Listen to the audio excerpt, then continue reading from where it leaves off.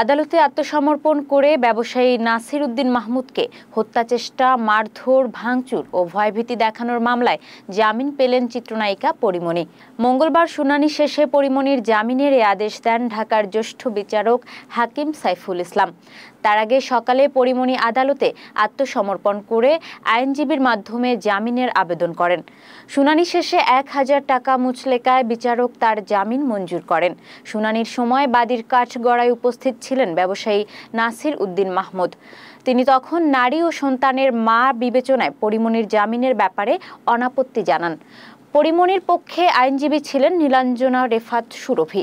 উল্লেখ্য, ২০২১ সালের ৮ জুন রাতে সাভারের বিরুলিয়ায় বোট ক্লাবে ধর্ষণ চেষ্টার অভিযোগে নাসির উদ্দিনের বিরুদ্ধে মামলা করেছিলেন পরীমনি। এ মামলায় গ্রেফতারও করা হয় এই ব্যবসায়ীকে।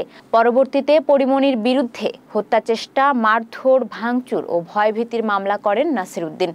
এ মামলায় পুলিশ ব্যুরো অব ইনভেস্টিগেশনের দেওয়া তদন্ত প্রতিবেদন গত ১৮ এপ্রিল গ্রহণ করে পরীমনি এবং তার costume designer Junaid Baghdadi Jimmy ওরফে জিমের বিরুদ্ধে সমন জারি করে আদালত।